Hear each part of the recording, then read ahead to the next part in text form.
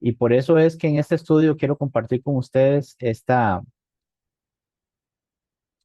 pues, este detalle de que en los tiempos de hoy muchos de los hermanos que nos congregamos siempre vamos a estar teniendo, eh, de alguna manera no nos vamos a poner de acuerdo en todo, porque generalmente no estamos hablando de que la iglesia está compuesta, la iglesia local, no está compuesta de personas que tienen que tener el mismo pensamiento de alguien. Tenemos que estar unidos, sí, y tener el mismo pensamiento de Cristo, de nuestro Maestro.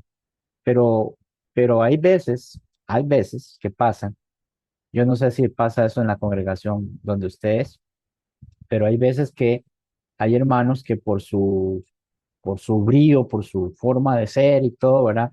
Ellos enseñan y tratan, y a veces cuando ven a personas que no se comportan como ese tipo de personas que son así bien valientes, ¿verdad? Siempre están estudiando y siempre están predicando y siempre están hablándole a la gente, siempre están en ese movimiento. Y cuando vean a ciertos hermanos que no tienen esa forma, entonces pues se van ante esos hermanos y les dicen, bueno, ¿ustedes qué? Tienen que levantarse y hacer y ponerse las pilas, como decimos aquí, ¿verdad?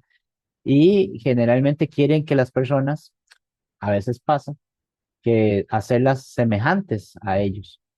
Y es que así no es como funciona la iglesia. La iglesia de Cristo, la iglesia que Cristo dejó, no es una institución donde gana el más capaz o el más fuerte o el que tiene más conocimiento o el que sale a predicar todos los días.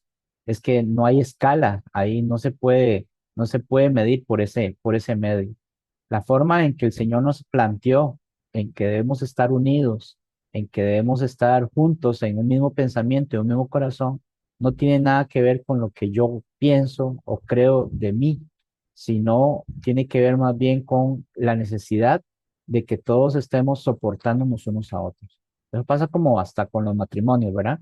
Se casa con una dama, el varón se casa con una dama y no pretenda que la dama va a ser como dicen generalmente el alma gemela, ¿verdad? Que piensa y, y habla igual que uno. No, eso es imposible. Toda persona tiene su propia identidad. ¿Dónde radica el buen matrimonio? ¿Dónde radica la convivencia? En que se soporten unos a otros, es decir, pueda sostener, pueda respetar lo que la otra persona piensa, desea, quiere, y también esa persona va a desear y pensar y respetar lo que yo pienso. Esa es la convivencia, ¿verdad? Entonces, vamos a leer primeramente este pasaje que para ponerlos en contexto, en cuanto al título, has ganado a tu hermano. Y vamos a tomar como base Mateo capítulo 18 versículo 15 y vamos a ver de qué se trata esto. Dice así, por tanto, ahí lo pueden ver, ¿verdad? Dice, por tanto, si tu hermano peca contra ti, ve y repréndele estando tú y él solos. Si te oyere, ahí está la frase del título, has ganado a tu hermano. Entonces, tenemos que ir viendo que este pasaje no es un pasaje aislado. ¿Qué quiso decir Jesús con esto? ¿Por qué está hablando Jesús de esto? ¿Qué lo motivó a Jesús a referir estas palabras? Y estamos hablando del capítulo 18 de Mateo. El capítulo 18 de Mateo tiene 35 versículos, es decir, este pasaje no lo podemos aislar. Es el contexto lo que nos va a enseñar por qué Jesús llega en este momento a decir por tanto. La palabra por tanto es simplemente una conclusión de la idea que se estaba llevando. Entonces, usted y yo estamos hablando, estamos conversando, y usted me está diciendo a mí las cosas que de las conversaciones que tenemos. Por ejemplo, estamos conversando acerca del trabajo. Y usted me dice a mí el trabajo que usted lleva, lo que usted está haciendo, cómo lo está haciendo, qué cosas son las que usted debería de ir progresando y todo eso. Y al final me dice usted, por tanto, yo le digo a usted que usted también tiene oportunidad de tener trabajo como yo. Entonces, ¿cómo sé yo que tengo oportunidad de tener trabajo como lo tiene usted? Bueno, porque usted me acaba de explicar, me acaba de detallar puntos de lo que usted hace, cómo lo hace y por qué lo hace. Como usted me explicó eso a mí, yo puedo evaluar ahora que yo tengo oportunidad también de conseguir el trabajo o trabajar junto con usted. Y así con todo, ¿verdad? Si estamos hablando de comida, estamos hablando de lo que sea que estemos hablando, cuando ese por tanto es una conclusión de las cosas que ya se dijeron, las cosas que se han dicho. Entonces dice aquí el versículo 16 para seguir para continuar y hacerlo todo una base. Dice, mas si no te oyere, toma aún contigo a uno o dos, para que en boca de dos o tres testigos conste toda palabra. Esta palabra conste es muy importante porque esa palabra me indica a mí el por qué tengo que llevar yo ciertos testigos o tener ciertos testigos, ¿verdad? Eh, eh, Esas palabras son las que nos miden a nosotros por qué se dicen o por qué se tiene que llevar a cabo. Versículo 17 dice, si no los oyere a ellos, es decir, a los testigos, dilo a la iglesia, y si no oyere a la iglesia, tenle por gentil y publicano. Que hay otra palabra importante es tenle, es decir, que tenga a la persona como este tipo de personas, gentiles y publicanos. Y ustedes saben como yo que los judíos en ese entonces y hasta el día de hoy eh, tienen cierta repulsión hacia las personas que no son como ellos, ¿verdad? Hacia los gentiles.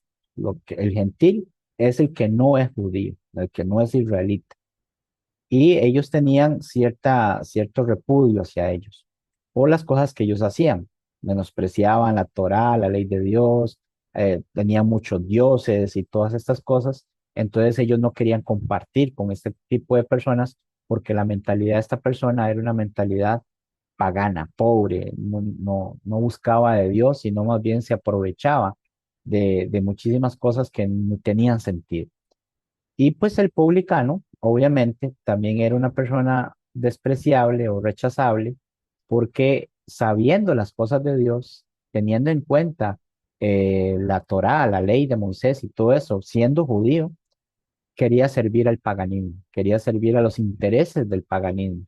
Y entonces este tipo de personas eran mal vistas por la nación, por los israelitas, ¿verdad? Entonces, teniendo en cuenta eso, vamos a distribuir las palabras y poder sacar el sentido correcto a lo que se está diciendo. Primeramente, entonces, tenemos dos textos que son similares y que nos permiten entender el por qué Mateo lo registra de una forma y por qué Lucas lo registra de otra. Lucas lo acorta. Lucas dice, mirad por vosotros mismos, si tu hermano peca, repréndelo. Pero en Mateo, el que leímos del 15 al 17, capítulo 18, dice, si tu hermano peca contra ti, ve y repréndele estando tú y él solo. Vea cómo Mateo registra las palabras de Jesús de una forma que son más detalladas, nos dan más detalle de cómo es que debemos actuar. En cambio, en el caso de Lucas, simplemente dice que si tu hermano peca, repréndele. Esto es importante que lo notemos porque el evento que tenemos que buscar en esta situación, cuando un hermano me ofende o me lastima o me levanta falso testimonio, pero que en general todas las cosas que son contrarias a lo bueno, que eso es pecar. Pecar es, no solamente es infracción de la ley, sino también pecar es una ofensa. Entonces, todo aquello que sea una ofensa es pecado. Puede ser un pecado para Dios, es decir, que yo puedo ofender a Dios por no obedecer sus mandamientos, ¿verdad? Voy a apagar un momento aquí la cámara para que se pueda ver todas las letras. Yo puedo ofender a Dios directamente por las cosas, la desobediencia, como puedo también ofender a mi hermano por las cosas que yo diga o haga que lastimen al hermano. Entonces, de eso radica la ofensa. Entonces, cuando Mateo o Jesús dice, y Mateo lo registra, si tu hermano peca y dice contra ti. Hay versiones que no ponen esta frase contra ti y eso lo hace más general. Pero vamos a ver, algunos manuscritos antiguos de Mateo 18:15 omiten la palabra contra ti, no la ponen, pero tiene relevancia eso, es decir, es importante que esté o no esté. Bueno, es importante que notemos que la mayoría de las traducciones tradicionales las conservan. Solo hay dos que no la conservan, pero la mayoría la conserva. De modo que la enseñanza se aplica tanto al pecado personal como al pecado público dentro de la comunidad cristiana. Ah, si se dice que se peca, se ofende, pero ¿contra quién? La pregunta es ¿contra quién se está ofendiendo? Hay personas que se ofenden, pero yo no estoy pecando, porque si yo les predico la verdad y ellos se ofenden, entonces yo no estoy pecando, al contrario, estoy más bien ayudándoles a que reconozcan que eso que los está ofendiendo es porque ellos no soportan oír eso la conciencia les está determinando que andan por mal camino. Eso le pasó a Jesús. Jesús cuando le hablaba a los fariseos y a los escribas y todo eso, les decía ciegos, guías de ciegos.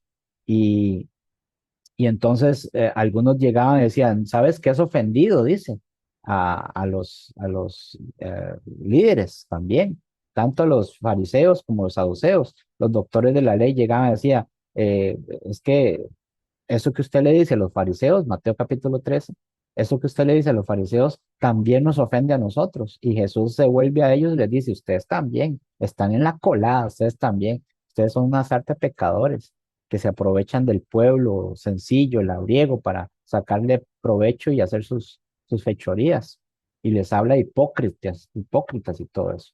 Entonces, la ofensa siempre puede ser hacia un individuo nada más o hacia una sociedad. En este caso, la iglesia, que es lo que nos interesa, es yo como miembro de la iglesia de Cristo, cuando tengo que estar dispuesto a buscar el arrepentimiento, a pedir perdón o a perdonar la ofensa, ¿verdad? Tanto va como que viene, tanto va la dirección para allá como que también viene para acá.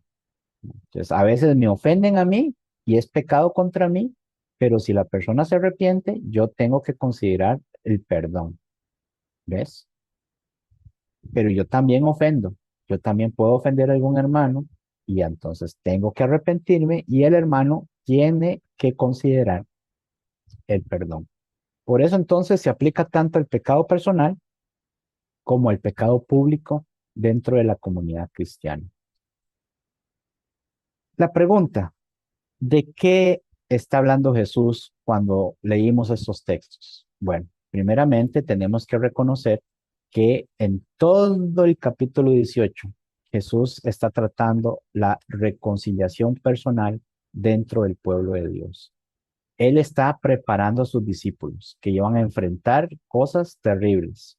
Ya en el capítulo 16 les había dicho que él iba a edificar la iglesia, Mateo 16:18, y que la iglesia que iba a edificar tenía que tener ciertas características para poder estar protegida de todos los conceptos humanos que hubieran, los pensamientos humanos, ¿verdad?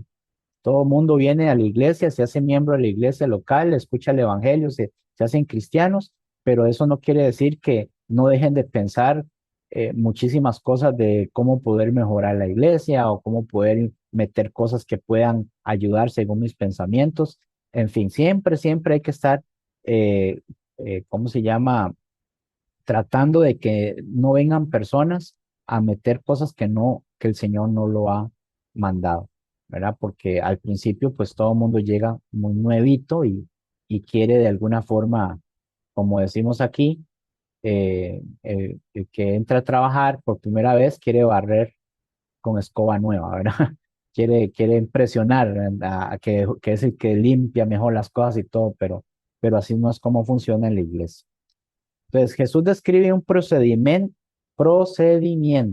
Jesús describe, les está diciendo a sus discípulos que hay un proceder y este proceder es escalonado. ¿A qué se refiere con escalonado? ¿Verdad? Se refiere a que va como escalones, como gradas. Empieza de abajo, sube una grada, luego otra, hasta llegar al objetivo. Entonces Jesús describe un procedimiento escalonado de gradas para sanar ofensas entre discípulos. ¿Por qué? Porque está compuesta de hombres que en cualquier momento se pueden ofender con palabras, con actitudes, con caras y todo eso. Pero empieza diciendo que si existe una ofensa, si existe un pecado contra alguien, primeramente la persona debe de tratar esto de forma privada. No tiene que hacerse pública, no tiene que hacerse, no tiene por qué saberlo los demás. Entonces dice aquí que la corrección tiene que ser de carácter privado, estando tú y él solos.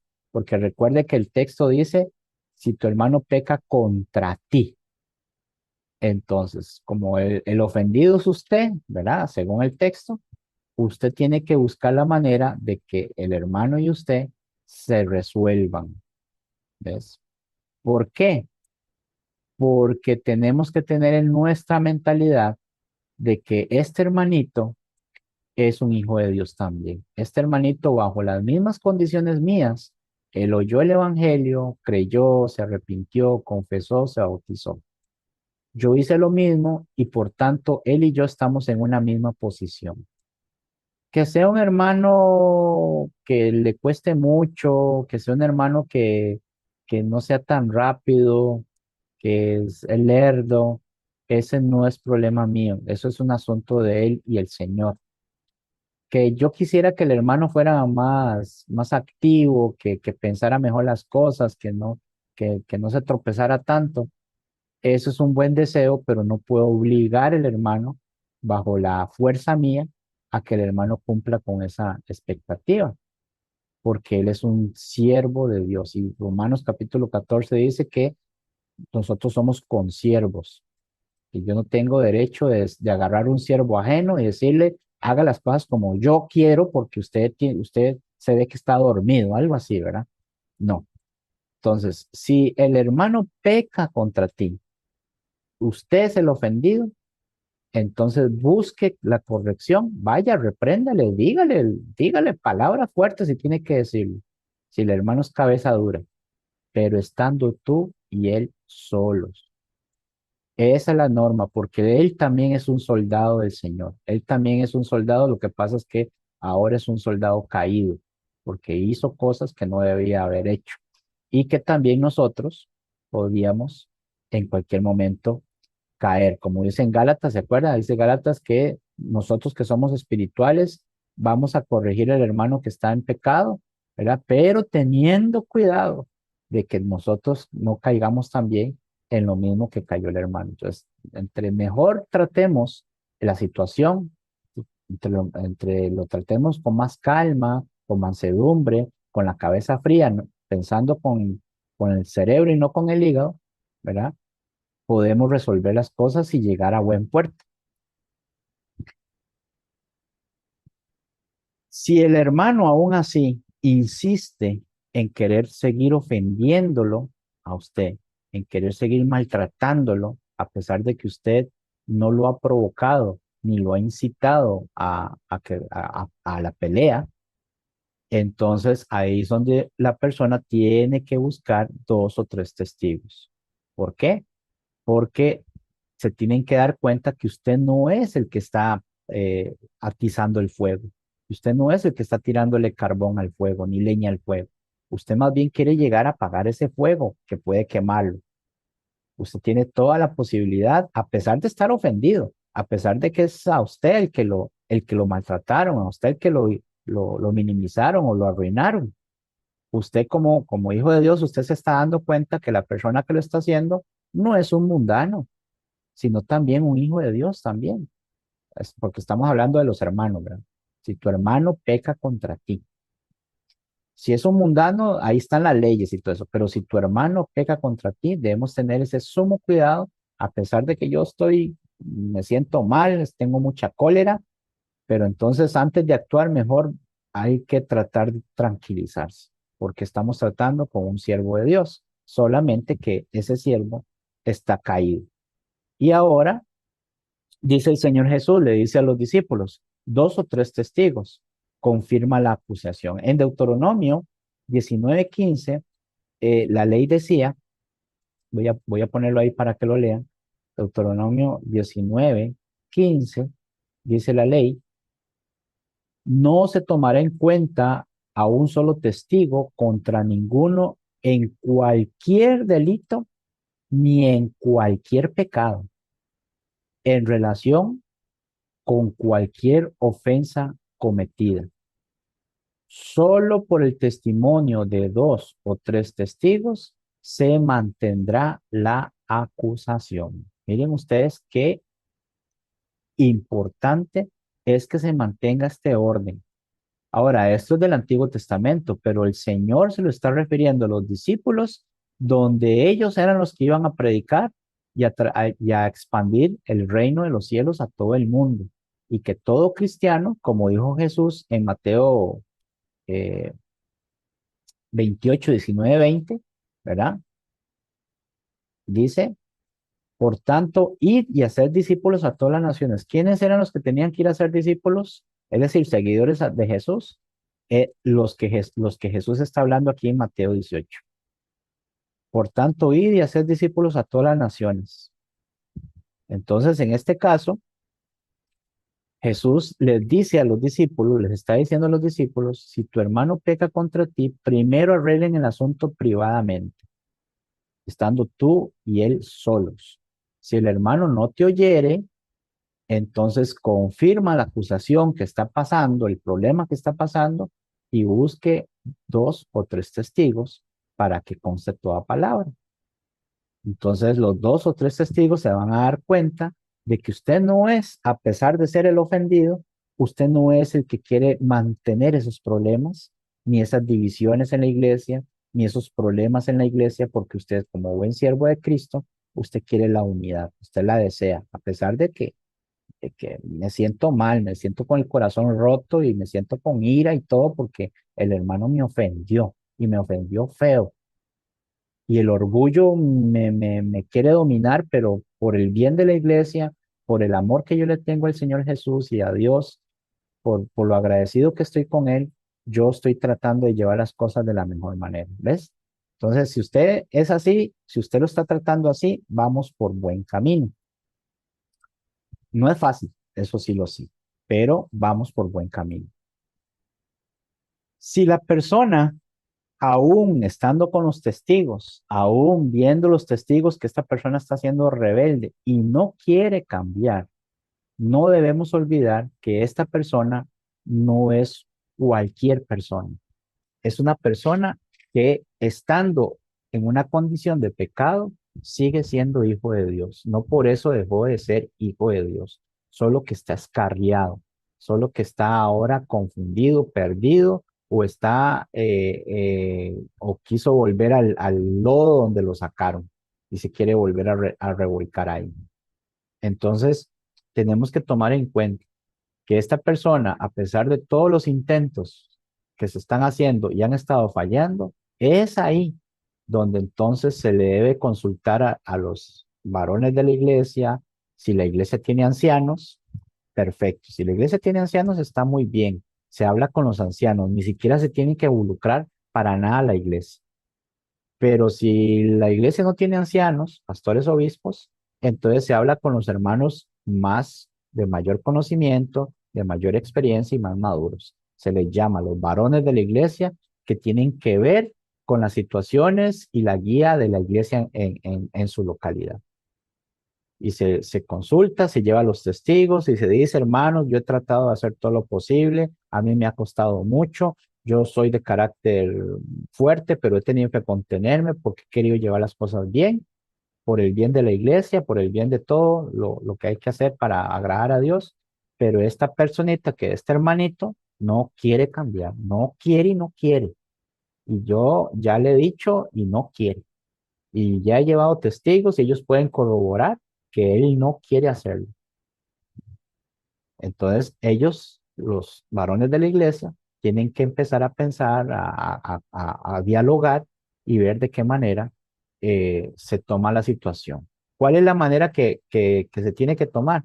Bueno, esto si persiste la persona en seguir pecando contra mí, la congregación tiene que intervenir desechando. No, entonces hermano, si usted no quiere cambiar, si usted no quiere poner de su parte, es porque usted no nos ama, no nos quiere, y si usted no nos quiere a nosotros, usted no quiere a Dios. Y si usted se insiste en pecar, entonces usted lo que va a hacer es, ¿qué? Va a tener que irse, va a tener que eh, eh, ir al lado donde usted se sienta a gusto, porque si usted no se siente a gusto aquí, entonces debe ir a otro lado donde se sienta a gusto.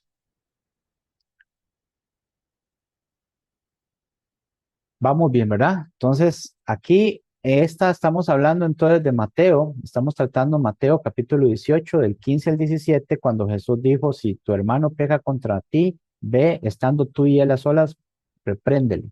Si no te oyere, busca a dos o tres testigos, y si no te oyere, si aún así quieres seguir pecando, entonces dilo a la iglesia. Eso es si persiste en pecar. Y la parte principal que debemos tener en nuestra mente es que Él no es cualquier persona, Él también es un hijo de Dios, solo que en ese momento está pecando y hay que incluso ver las razones. A veces las personas se dejan guiar por cosas que no deberían, y se meten o quieren volver al viejo hombre. Entonces, siempre hay que tratar de verlo con ojos de misericordia, a pesar de que el golpe fue feo, ¿verdad? Muchas veces. Ahora, la separación es inevitable si sigue sin oír, dice, tenle por gentil y publicano. Ningún judío, ninguno de los discípulos que Jesús estaba, con los que estaba hablando, iba a tenerle al gentil o al publicano, lo iba a permitir dejar entrar a su casa, comer su comida, usar las bendiciones que Dios le había dado. Ninguno, porque los gentiles eran paganos, adoraban falsos dioses, eran hipócritas, eran materialistas, etcétera. Y los publicanos, aunque conocían de Dios, no guardaban la ley de Dios porque traicionaron a sus hermanos. Entonces dice el Señor Jesús, deben de tener ese concepto de esta persona porque está haciendo exactamente lo mismo. No, no está diciendo que Jesús que debemos odiar o debemos maltratarlo. No, no, eso no está diciendo Jesús. Tenerle por, no está diciendo Jesús que nos da permiso a nosotros para burlarnos, maltratarnos o desquitarnos con el hermano. No, ese tenle por no significa eso. Tenle por es el sentimiento que hay que tener en cuanto a una persona que no quiere seguir obedeciendo a Dios. ¿Cuál es ese sentimiento que debe tener uno cuando una persona no quiere obedecer a Dios, cuando una persona se aleja de Dios ya habiendo estado a los pies de Cristo? ¿Qué sentimiento tiene usted cuando su hijo no le hace caso, a pesar de la ira que le provocó? ¿Qué sentimiento tiene usted cuando su hijo, el hijo de sus entrañas, se quiere ir de la casa y hacer lo que él le dé la gana o lo que él quiere hacer? ¿Qué sentimiento provoca en usted eso? Bueno, es el mismo sentimiento. Usted a su hijo no, aunque usted lo eche de la casa por malcriado o por eh, malo, lo que sea, eso le va a romper su corazón. Eso lo va a poner triste. Eso lo va a poner en las noches meditando si hizo bien o hizo mal en lo que dijo, en la decisión que tomó. Va a tener que ver a la mamá llorando, va a tener que pasar por un momento amargo. Bueno, ese es el sentimiento que hay que tener cuando un hermano, por más que se le quiso ayudar, no quiso atender y se fue y tuvimos que tenerle ese tipo de lástima. Es lástima lo que hay que tenerle al hermano. ¿Por qué? Porque los gentiles andaban perdidos en oscuridad, no sabían distinguir la izquierda de la derecha. ¿Se acuerdan lo que le dijo Dios a Jonás? Jonás estaba bravísimo porque tenía que ir a predicarle a Nínive para que se arrepintiera, gentiles. Y Jonás lo que quería es que Dios les descendiera a fuego y los consumiera. Así de bravo estaba Jonás, pero él sabía que el Dios que le servía a Jonás, al que servía a él, era un Dios misericordioso y que si ellos se arrepentían, Dios los iba a perdonar. Y entonces Dios le dijo a Jonás cuando le hizo la higuera esa que secó y todo, le dijo, ¿cómo yo voy a destruir a personas y a sus animales si ni siquiera saben distinguir su izquierda de su derecha? Ellos están haciendo mal, pero ellos, ellos lo hacen mal porque así se metieron en ese campo y los crearon de esa manera. Pero es cuestión de advertirles para que se arrepientan. ¿Ves? Entonces, nosotros también tenemos que tener esa separación debe de doler. No es que usted va a llorar, ni va a gritar, ni que usted va, no, no es eso, sino que debe de doler decir, bueno, qué lástima, pobre hermano, va a tener que pasar ahora por, como dijo Pablo, ¿se acuerda?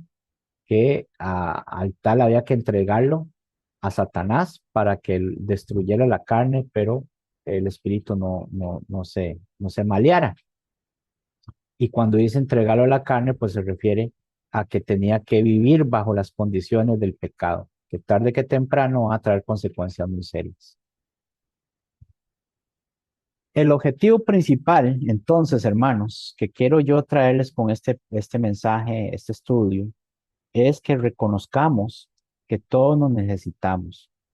Jesús es lo que quería enseñarle a sus discípulos. Capítulo 18 de Mateo habla acerca de eso, de cómo es que ellos tenían que estar unidos, de cómo es que ellos tenían que comportarse ante las situaciones que pasaran, cómo aplicar autoridad, cómo reprender, de qué manera perdonar, porque el objetivo de Jesús y el objetivo nuestro tiene que ser el mismo, y es ganar a tu hermano, no exponerlo ni humillarlo.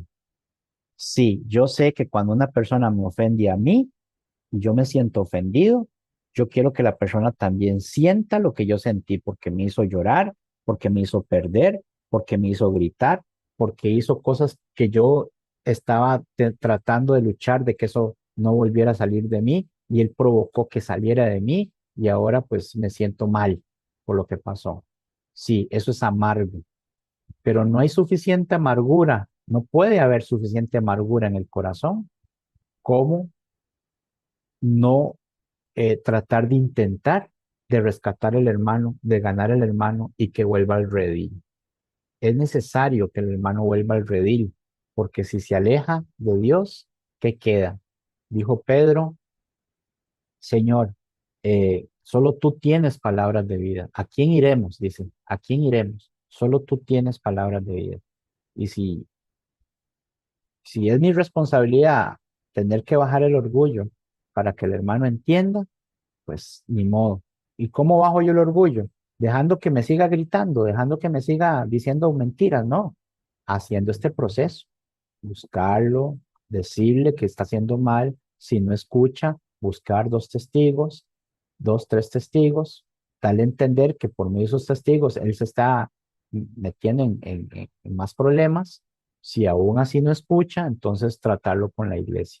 Y si ahí sí aún no escucha, entonces ahí es donde viene la separación, pero la separación no es para exponerlo ni humillarlo, sino porque simplemente ya no puede comulgar con nosotros porque él se quiere ir para otra, al lado del mundo. La cuestión es que la reconciliación personal dentro del pueblo de Dios tiene que haber esa pureza y esa unidad en la congregación. Todos tenemos que poner nuestro granito de arena. ¿Ves? Hay hermanos hay hermanas. Yo no sé si a ustedes les ha pasado en la congregación, pero hay hermanitas que dicen, por ejemplo, es que nosotros como somos mujeres no podemos predicar al frente, ni podemos, a veces nos sentimos como que no estamos haciendo nada. A veces nos sentimos como que, ya, como son los varones los que tienen que encargarse, nos sentimos como que no somos útiles. Aquí ha pasado en la congregación donde yo estoy. Y se les predica a las hermanas, se les dice a las hermanas, no, hermanitas, ustedes pueden ser muy útiles. Esto de mantener la pureza y la unidad de la congregación, esto es algo maravilloso, es un trabajo maravilloso. Incluso puede ser un trabajo más valorado que una persona que está preparando y dando sermones todos los domingos. Puede llegar a ser más valorado, porque recuerden que lo simple lo amoroso, lo sencillo es lo que más se fija Jesús. ¿Se acuerdan cuando todos estaban echando de lo que les sobraba en la tesorería? Todos echaban sus montones de dinero y todo. ¿Y quién se estaba fijando Jesús? De una pobre viuda que no tenía nada, pero echó todo lo que tenía. En eso se estaba fijando Jesús, no en los que estaban echando mucho, tenían mucho. Entonces, muchas veces la hermanita de la congregación puede, puede contribuir a que la iglesia se mantenga unida por medio de un carácter dócil, llega, saluda, habla con los hermanos, está siempre siendo servicial, siendo una persona que que no tiene preferencias, bien, y saluda al rico, al pobre. Las hermanas pueden trabajar mucho en eso, en mantener la unidad de la congregación, estando pendiente de las necesidades de los que están llegando, los nuevos, para saludarlos, para ofrecerles un asiento, para sentirlo, para hacerlos sentir en familia, como si fueran hermanitas o fueran mamás, las madres o abuelitas o tías, que lo hacen sentir a uno muy bien cuando está en familia. Ese tipo de trabajos son los en los que el Señor se fija. Coloca la disciplina dentro del gran discurso eclesial, es decir, de la iglesia de Mateo 18. Cuál es la disciplina dentro de ese gran discurso? ¿Qué es lo que Jesús habló en los 35 versículos que Mateo registró? Bueno, incluye la parábola de la oveja perdida. ¿Se acuerdan? ¿Qué es lo que decía Jesús en cuanto a la oveja perdida? Eh, eh, dice aquí el versículo 14, dice, así no es la voluntad de vuestro Padre que está en los cielos que se pierda uno de estos pequeños. Esa no es la voluntad. Y el versículo 12 dice, ¿qué os parece? Si un hombre tiene 100 ovejas y se descarría una de ellas, no deja las 99 y va por los montes a buscar la que ya se había descarriado.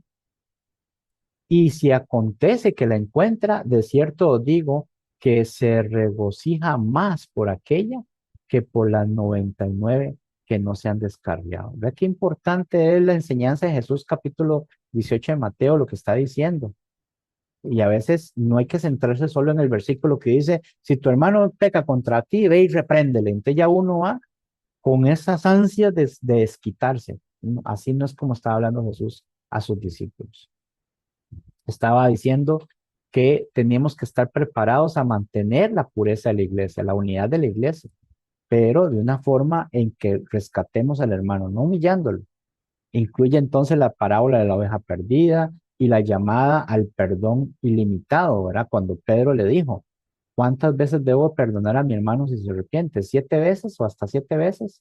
¿Y qué dijo Jesús? No te digo hasta 7, sino hasta qué, hasta 70 veces 7. O sea, en qué palabra es? Que no hay límite. Si se viene y el hermano se arrepiente, tenemos que tener el corazón para perdonar. Así que, resumiendo, ¿de qué está hablando Jesús en esto? La exhortación es combinar amor pastoral, es decir, aquel pastor que se preocupa por las ovejas, literalmente hablando, entonces yo me voy a preocupar por mi hermano que está extraviado.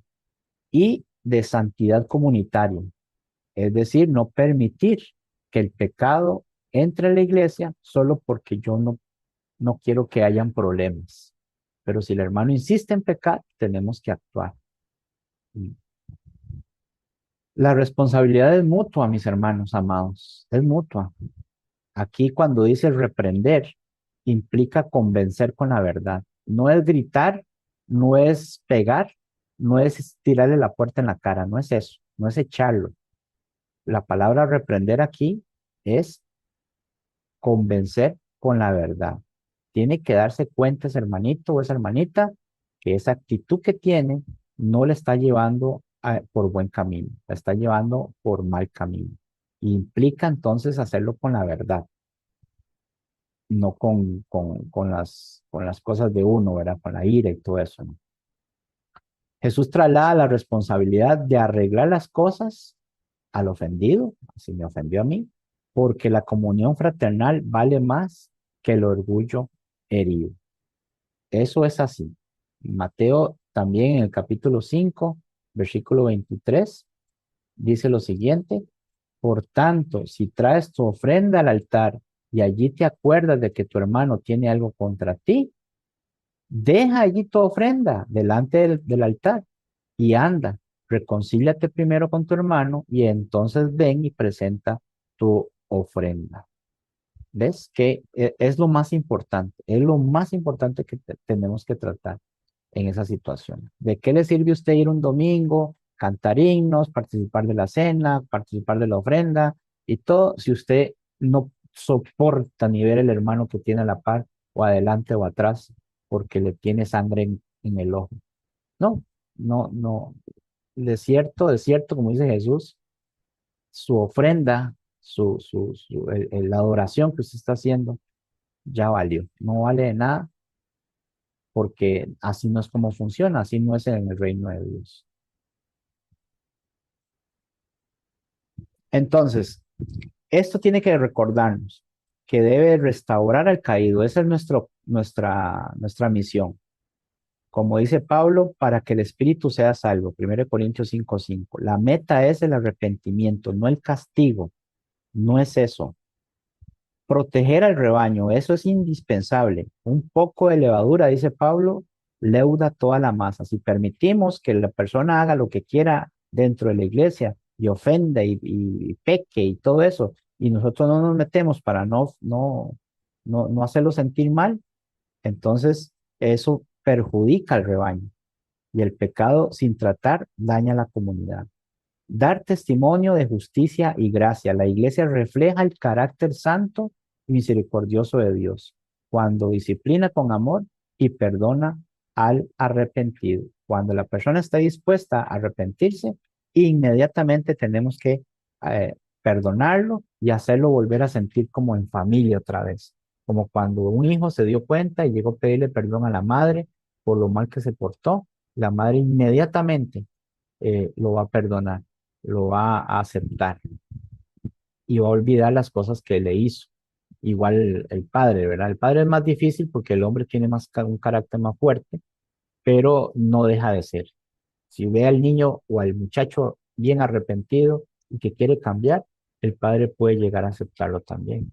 Pero nuestro Padre Celestial no es como nosotros. Él es mucho más misericordioso y él siempre está dispuesto a aceptar al que se arrepiente y promover el perdón constante. Mateo culmina con la enseñanza de Jesús sobre perdonar 70 veces 7, ¿verdad? El que dijo Pedro, 21-22 del capítulo 18, recordando que quienes disciplinan deben estar dispuestos a restaurar.